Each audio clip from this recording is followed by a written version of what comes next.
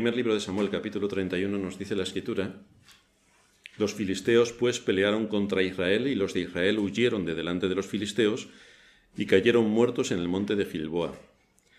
Y siguiendo los filisteos a Saúl y a sus hijos, mataron a Jonatán y a Abinadab y a Malquisúa, hijos de Saúl.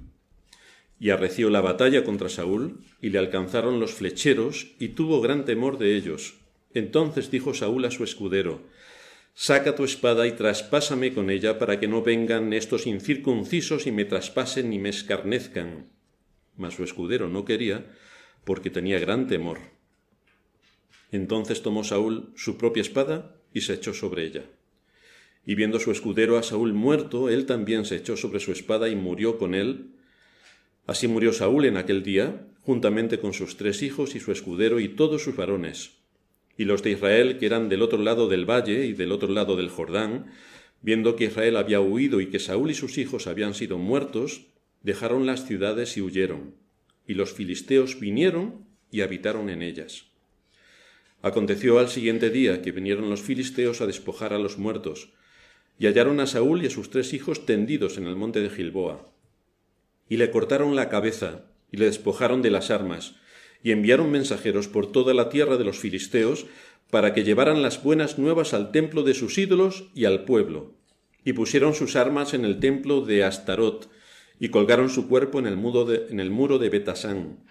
Mas oyendo los de Jabes de Galaad esto que los filisteos hicieron a Saúl, todos los hombres valientes se levantaron y anduvieron toda aquella noche y quitaron el cuerpo de Saúl y los cuerpos de sus hijos del muro de Betsán, y viniendo a Jabes los quemaron allí.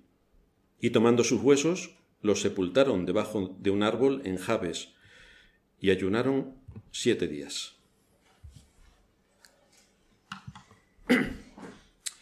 Este capítulo final del libro primero de Samuel nos presenta una escena terrible que tiene que ver con el fin de la vida de Saúl en este mundo. Si pudiéramos resumir la aportación de este rey al pueblo de Israel desde la perspectiva divina, podríamos decir, juntamente con el profeta Oseas: te di rey en mi furor y te lo quité en mi ira. Esta es la contribución que hizo Saúl a Israel. Aunque el profeta Samuel fielmente amonestó al rey Saúl, y Dios le dio a este hombre tiempo para que se arrepintiera de sus temerarias decisiones, todo el consejo de Samuel fue tomado en vano. Saúl fue un hombre determinado a hacer las cosas según su propia voluntad, no según la voluntad de Dios. No se sometió a la voluntad de Dios en todo el tiempo que estuvo reinando en Israel. Nunca le vemos someterse y atender los consejos de Samuel. Y aunque formaba parte del pueblo de Israel, nunca formó parte del Israel espiritual. Así que, para comprender más el alcance de la vida de Saúl y algunas cuestiones que debemos tener en mente, vamos a exponer nuestro texto teniendo en consideración 5 aspectos. El primero, los antecedentes de Israel. El segundo, los antecedentes de Saúl. El tercero, las consecuencias de la desobediencia. El cuarto, una fidelidad mal entendida. Y el quinto, nuestro deber de discernir a quién somos fieles. Así que vamos a empezar por el primero, los antecedentes de Israel. Saúl nunca hubiera sido rey, jamás hubiera sido rey, si no fuera algo que deseaba con ímpetu el pueblo de Israel. La historia de Saúl comienza en el capítulo 8 de este primer libro de Samuel. En aquel tiempo, el rebelde corazón de Israel, todos eran hijos de Dios, según ellos. Los hechos decían lo contrario. El rebelde corazón de Israel estaba completamente ajeno a la voluntad de Dios y opuesto radicalmente a sus mandatos. Y por lo tanto, ya que todos los países a su alrededor tenían rey, ellos también querían rey. No se acomodaban ni se limitaban a lo que Dios había establecido, sino que ellos, como el mundo de alrededor tenía un rey, también querían tener un rey. Esto es tristemente lo que también hacen las iglesias. Copian todo lo del mundo que hay a su alrededor y en muchos casos lideran el mal que se produce en el mundo. Esto es realmente curioso, porque si sois observadores de los movimientos políticos que hay, el hecho de que lleguen ciertos tipos de políticos a la política y al poder, eso lo vemos ya en las iglesias desde hace un montón de años. Es decir, gente inepta, inútil, vagos y mangantes que están en las iglesias, liderando iglesias, son los que cuando pasan el tiempo llegan también ese extremo a la política. Como siempre ocurre, en vez de que la iglesia sea luz para quienes le rodean, más bien es tinieblas para quienes le rodean, porque no son capaces muchas iglesias de defender las posiciones que como cristianos tenemos en un mundo que es completamente hostil al Evangelio, sino que se aceptan las modas del mundo. Hoy, como decía antes, y nos recordaba Sorín, no hay culto en el Día del Señor porque es primero de año, la semana pasada no hubo culto porque era Navidad, y los cultos más bien son entretenimientos para que la gente se divierta y sus emociones se exasperen y se sientan que han hecho algo interesante porque han hecho ejercicio en la iglesia y salen completamente desahogados de sus trasfondos mentales. Pues esto es lo que hacía también el pueblo de Israel. Miraba a los pueblos vecinos que tenían un rey y nosotros también queremos un rey. Pese a todos los consejos de Samuel, no le quisieron oír. Esto lo encontramos en el primer libro de Samuel, capítulo 8, a partir del versículo 11. Samuel les advierte: así hará el rey que reinará sobre vosotros. Tomará vuestros hijos y los pondrá en sus carros y en su gente de a caballo, para que corran delante de su carro. Nombrará para sí jefes de miles y jefes de cincuentenas. Los pondrá asimismo a que en sus campos y siguen sus mieses, y a que hagan sus armas de guerra y los pertrechos de sus carros. Tomará también de vuestras hijas para que sean perfumadoras, cocineras y amasadoras. Asimismo tomará lo mejor de vuestras tierras, de vuestras viñas y de vuestros olivares, y los dará a sus siervos. Diezmará vuestro grano y vuestras viñas para dar a sus oficiales y a sus siervos. Diezmará quiere decir que no os quitará el diezmo, sino que os dejará con el diezmo. Eso es lo que hará. Os quitará el 90%.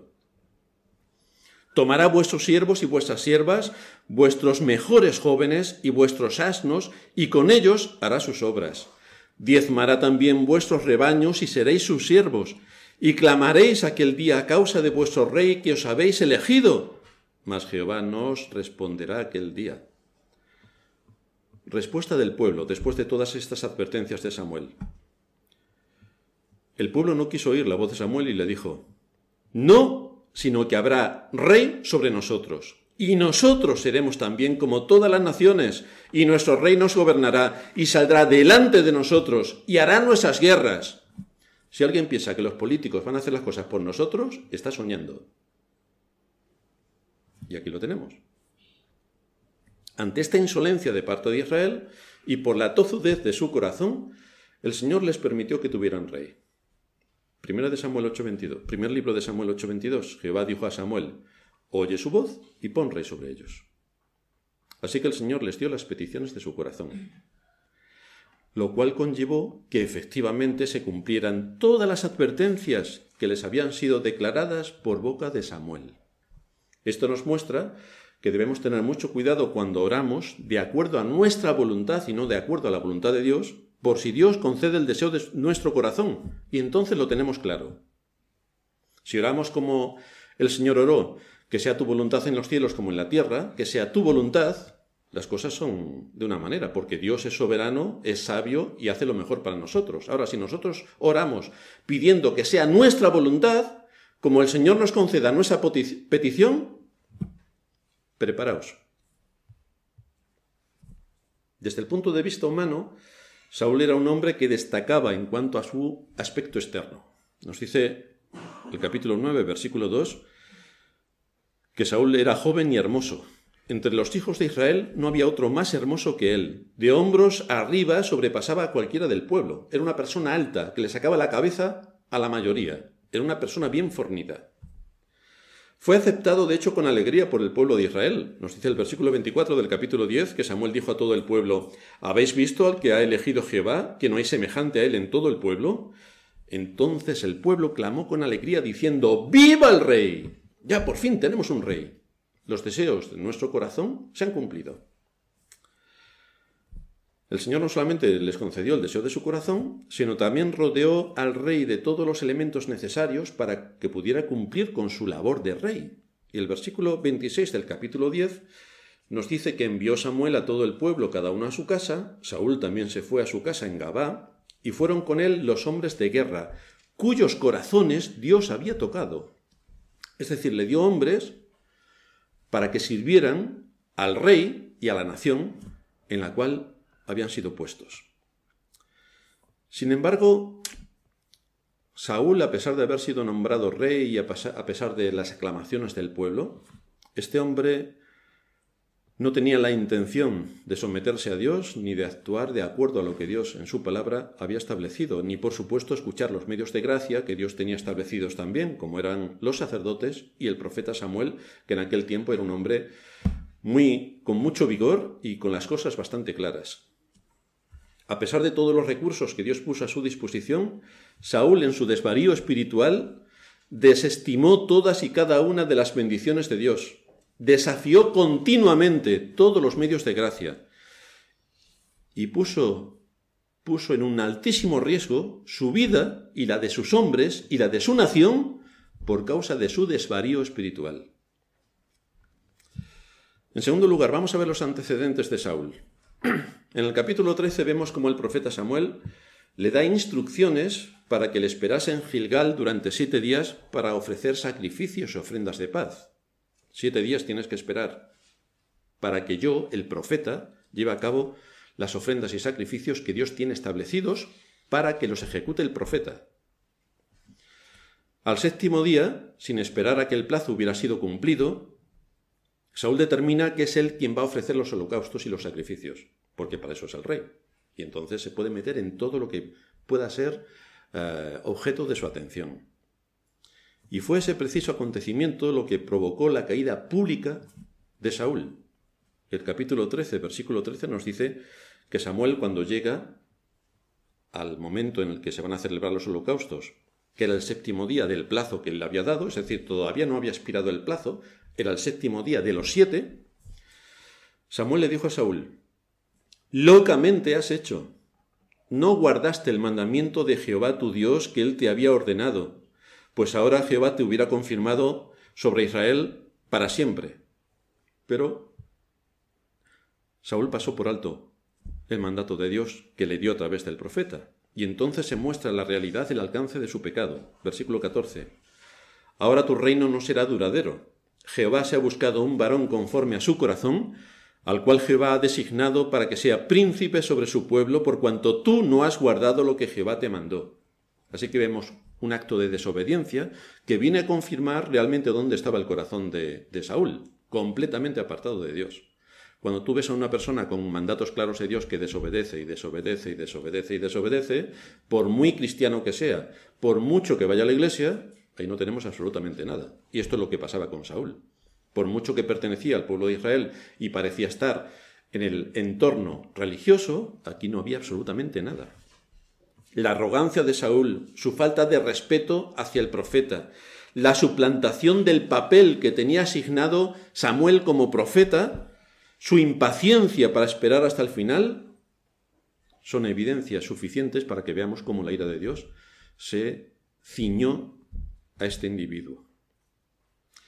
Si nos fijamos en los pecados y errores que puede cometer David y que iremos estudiando a lo largo de esta serie, veremos que nunca se atrevió a atentar ni contra la vida ni contra el oficio de aquellos a quienes Dios había llamado. Ya lo hemos visto en varias ocasiones delante de Saúl y no lo ha querido tocar porque es el ungido de Dios.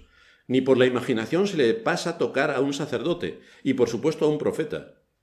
Pero Saúl sí, mató a los sacerdotes de Nob, 70 los mató. En el capítulo 15 lo encontramos rompiendo otro mandato explícito. Capítulo 15, versículo 2 del primer libro de Samuel. Así ha dicho Jehová de los ejércitos: yo castigaré lo que hizo Amalec a Israel al oponérsele en el camino cuando subía de Egipto. Amalec, los amalecitas. Recordaréis quiénes son los amalecitas. Hemos dejado a David, que han incendiado su ciudad, han tomado cautivos a toda su gente y David ha ido a perseguirlos. Los amalecitas, aquí están. Yo castigaré lo que hizo Amalec a Israel, al oponérsele en el camino cuando subía de Egipto. Ve pues, es el mandato de Dios, a Saúl, hiere a Amalec y destruye todo lo que tiene y no te apiades de él. Mata a hombres, mujeres, niños y aun los de pecho, vacas, ovejas, camellos y asnos. ¡Extermínalos! Pero Saúl no obedeció. Tomó vivo, nos dice el versículo 8 del capítulo 15, a Agag, rey de Amalec, pero a todo el pueblo mató a filo de espada. Y Saúl y el pueblo perdonaron a Agag, y a lo mejor de las ovejas y del ganado mayor, de los animales engordados, de los carneros, de todo lo bueno, y no lo quisieron destruir. Pero todo lo que era vil y despreciable, eso sí lo destruyeron. Pero no lo bueno. Así que del mandato preciso de Dios para que acabase con todo, Saúl hizo lo que más le convenía, nuevamente. Todos estos detalles nos muestran la infidelidad de un rey impío. Y allí encontramos entonces las famosas palabras y solemnes del profeta Samuel contra Saúl. Versículo 19 del capítulo 15. ¿Por qué pues no has oído la voz de Jehová, sino que vuelto al botín has hecho lo malo ante los ojos de Jehová? Es decir, si Dios te ordena algo, ¿por qué tú no haces lo que Dios te está ordenando? Si Dios ordena que guardemos el día de reposo, ¿por qué tú no guardas el día de reposo? Si Dios te ordena que ores sin cesar, ¿por qué tú no oras sin cesar? Entonces, cuando vemos a veces conductas de impíos, nos pueden dar señales importantes para que nosotros corrijamos las nuestras. Saúl respondió a Samuel. Evidentemente, cuando nos pillan en un pecado, el ser humano es creativo en grado superlativo. Justificaciones, todas. Saúl respondió a Samuel.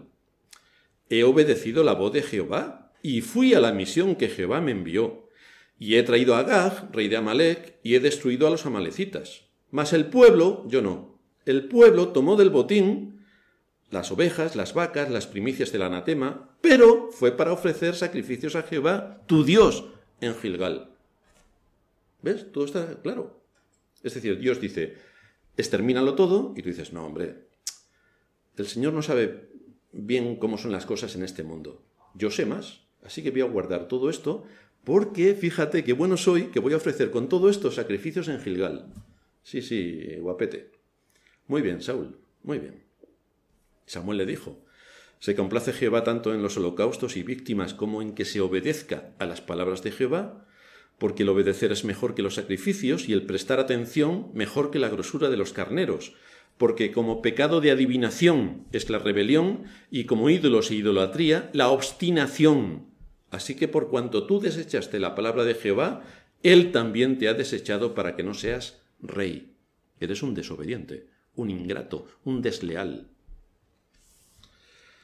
Así le vemos estar continuamente atentando contra la vida de David, atentando contra todos cuantos le prestaron ayuda, cometiendo el asesinato de los sacerdotes de Nob, traicionando a Dios, dejándose guiar por un odio despiadado y buscando finalmente la ayuda de Satanás para salir de la situación en la que se encontraba. Este es Saúl. Lo curioso que nos parece es que muchos habréis visto que nadie en el mundo se llama Judas. Porque todos, claro, ¿cómo le voy a poner a mi hijo Judas? Todo el mundo sabe quién era Judas. Pero sí encontramos a muchos que le ponen a sus hijos Saúl. Y Saúl es igual que Judas. Sus hechos son iguales que Judas. Es un impío en grado superlativo. Vamos a ver en tercer lugar las consecuencias de todas estas desobediencias que continuamente llevaba a cabo Saúl. Y aquí encontramos que nuevamente la providencia hace su aparición. Hay una guerra contra los filisteos. Así empieza el capítulo 29. Los filisteos juntaron todas sus fuerzas en Afec, e Israel acampó junto a la fuente que está en Jezreel. Samuel acababa de morir, y esto no pasó desapercibido para los filisteos. Se preparaba una gran batalla. La guerra siempre ha estado presente a lo largo de la historia humana. Continuamente ha hecho su aparición. Todas las familias han perdido a sus seres queridos en las guerras. Siempre, yo recuerdo hasta la época de mis abuelos, que ellos también perdieron hermanos en la guerra. Así que el tiempo en el que ahora vivimos nosotros es el mayor tiempo en la historia de la humanidad sin guerras. Algo por lo que deberíamos dar gracias a Dios sin cesar, por permitirnos vivir en un contexto y en una época histórica donde no hay guerras. Y aquí vemos que Saúl, a causa de dedicarse a hacer otras cosas y no las que le eran de su competencia como rey de Israel, pasó por alto el proporcionar seguridad a su reino, pasó por alto consolidar sus fronteras, pasó por alto respetar las instituciones, pasó por alto fomentar el servicio a Dios, por lo que todo este desvarío le causó una gran debilidad, porque su único objetivo era acabar con la vida de David. Y todo esto hizo que los filisteos, que también tendrían espías en medio del territorio israelita, vieran que era bastante posible el poder convocar una guerra y poder destruir a su más eterno enemigo, que era Israel. ¿Cuáles fueron los resultados de tanta desobediencia por parte de Saúl? Le vemos que Saúl se queda nuevamente paralizado por el miedo, como le había ocurrido antes con la divina de Endor. En vez de dirigir su ejército a la batalla, en vez de liderar a su ejército, el pánico le domina. Y desde luego prefiere morir cuando ve el avance de los filisteos sin que haya salida para su situación. Prefiere morir, prefiere suicidarse. Antes de exponerse a ser capturado vivo, le pide a su escudero que acabe con su vida. Pero su escudero no atiende a su petición porque es el rey. Tiene temor de Dios y no quiere tocar la vida del rey. De esta manera Saúl se arroja sobre su espada y vemos que murió como vivió, envuelto en el terror de su locura. Pero, por sus pecados continuos de desobediencia y de hacer su voluntad, arrastró a la muerte a sus hijos, a sus hombres fieles y a una gran parte de su país. Gracias, Saúl. Por esto tenemos una advertencia solemne en la carta a los Hebreos, en el capítulo 3, versículo 12, mirad hermanos, que no haya en ninguno de vosotros corazón malo de incredulidad para apartarse del Dios vivo. Saúl estaba aparte completamente. Decía que pertenecía al pueblo de Dios. De hecho, era el rey de Israel y era un impío. En las Escrituras solo se registran 4 suicidios. Este de Saúl, el de Aitofel, el de Zimri y el de Judas Iscariote. 4 suicidios.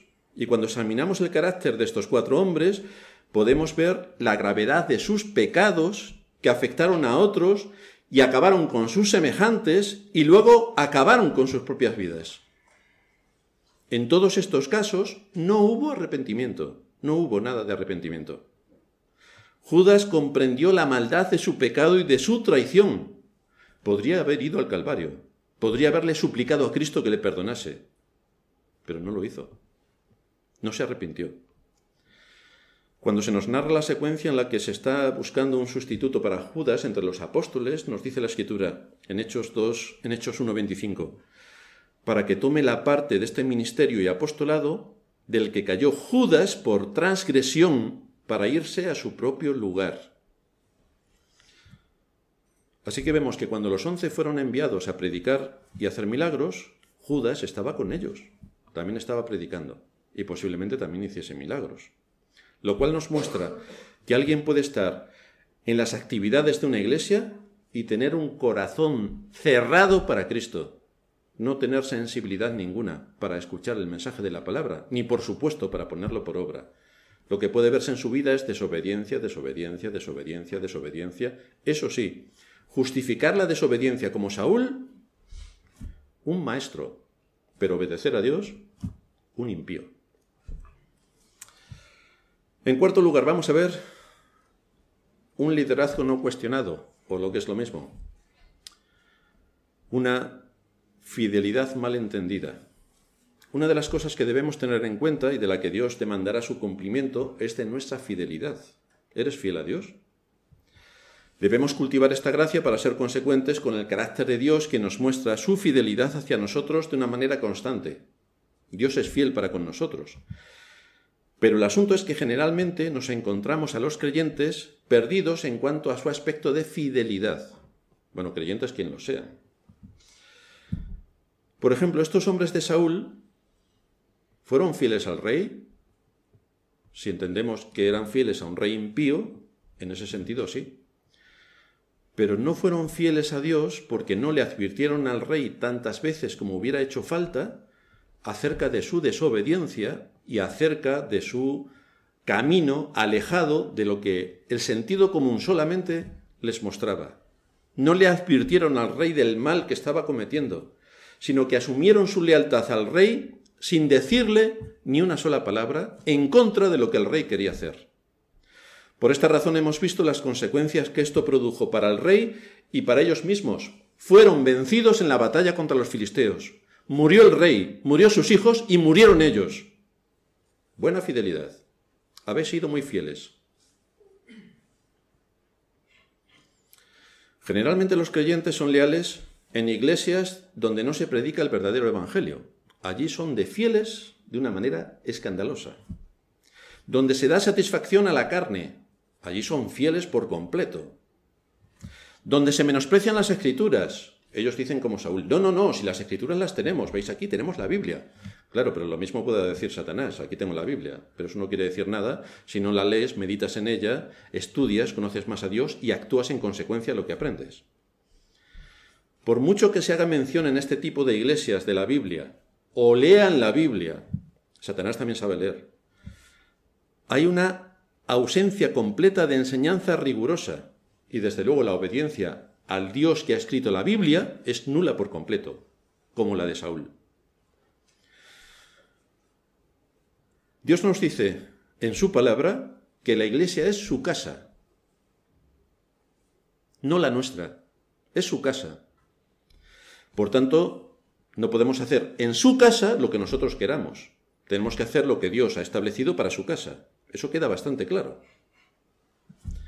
Sin embargo, la mayoría de las iglesias, en la casa de Dios, hacen la voluntad de ellos, no la de Dios.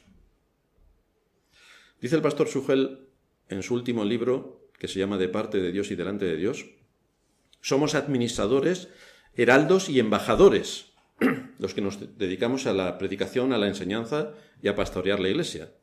Estas tres figuras no deben dejar lugar a dudas en cuanto a la naturaleza de nuestra labor. Debemos ser cuidadosos administrando los bienes del dueño, fieles y precisos al proclamar el mensaje de nuestro Rey.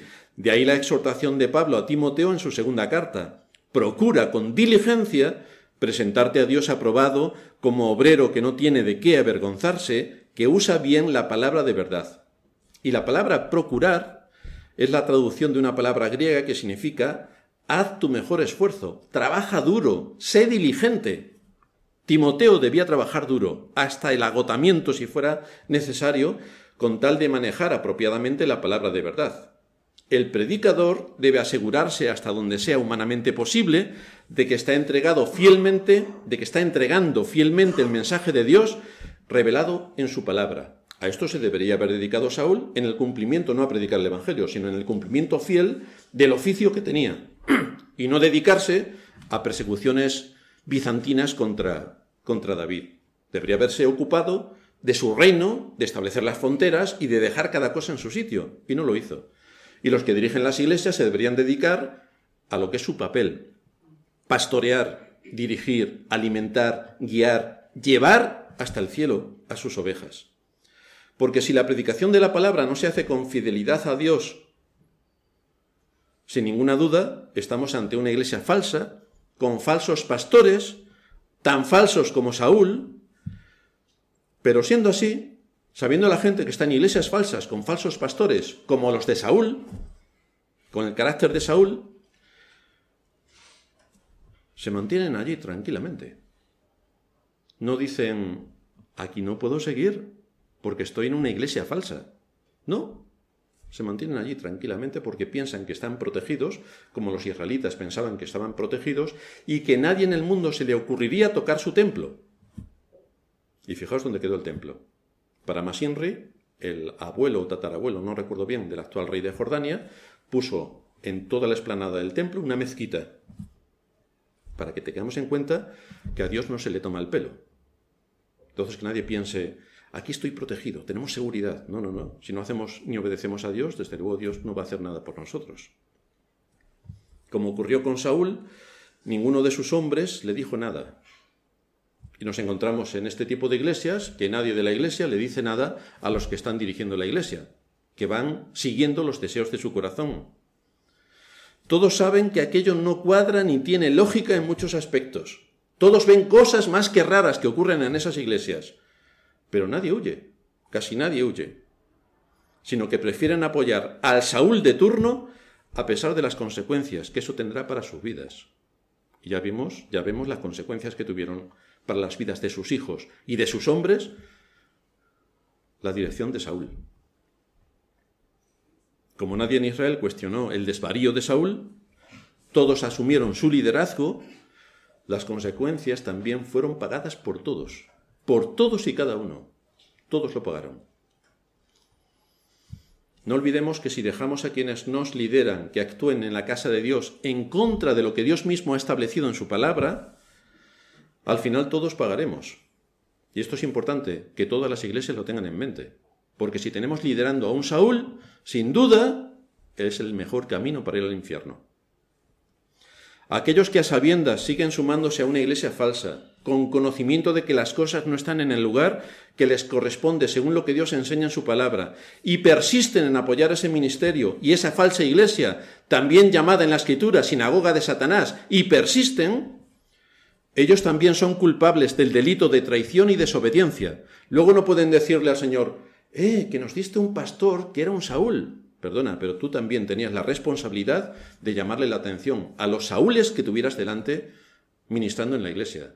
Es la responsabilidad de la iglesia vigilar y velar por la doctrina.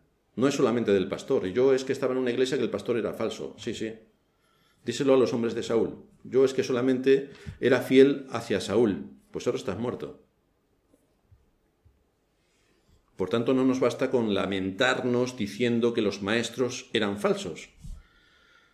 Hay que actuar, queridos hermanos, hay que actuar. Uno se debe asegurar de que en la iglesia que está es una iglesia verdadera y debe luchar con todas las armas que Dios pone a su disposición para que el ministerio de la iglesia sea fiel a Dios. Como esos hombres no se enfrentaron a Saúl para corregir su camino, se convirtieron en cómplices del rey, culpables juntamente con él, provocando que la ira de Dios descendiera sobre ellos. Y descendió, y todos fueron muertos en batalla.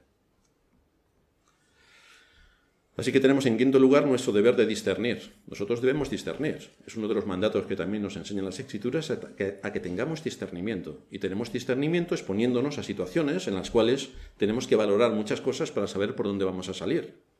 Por la desobediencia de Saúl, las consecuencias recayeron sobre sus hijos, sobre sus hombres y sobre la nación. Porque nadie le dijo a Saúl que todo lo que estaba haciendo iba en contra de Dios y de su palabra. Salvo Samuel, que fue bastante inflexible, pero nadie más. Cuando alguien dice que es creyente y a pesar de estar en una iglesia fiel, que esto luego es la otra cara de la moneda, en iglesias infieles y sinagogas de Satanás, todo el mundo está súper a gusto, ensalzan a sus pastores, que son falsos también, y ensalzan todo lo que hay en esa falsa iglesia. Ahora, si te vas a una iglesia verdadera, no me gusta cómo se predica aquí. Es que nos dan una paliza cada vez que venimos el domingo a la iglesia y me ponen un montón de carga encima porque me hacen ver mi pecado y la situación de mi corazón. Yo no quiero una iglesia así, con lo bien y divertido que se está en las otras iglesias falsas. Y aquí además, ¿por qué tenemos que venir bien vestidos? Si en las otras iglesias podemos llevar camisetas de Los Ángeles Lakers y venir con pantalones cortos. Y aquí resulta que no. Que hay un protocolo, porque estamos en un día de fiesta solemne, y esto es lo que nos enseñan las Escrituras. Principios para saber cómo adorar en un día de fiesta solemne. No puedo venir vestido de cualquier manera. Pero en la iglesia falsa sí. Además aquí no me dejan predicar a mí con los grandes dones que tengo de predicación. Y resulta que el pastor me dice que no puedo predicar. Pero en la otra iglesia falsa sí, me dejan predicar todas las veces que quiera. Y tener un programa de radio y de televisión y bueno, todo lo que quiera. Todo a mi disposición. Soy una chica, mi voz melodiosa. En esta iglesia no me dejan cantar sola. No, me dicen que no puedo cantar sola, que aquí todos cantan y alaban a Dios, todos, pero que yo sola no lo puedo hacer.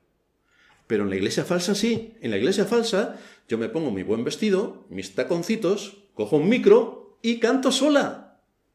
¡Qué alegría! Esto sí que me motiva.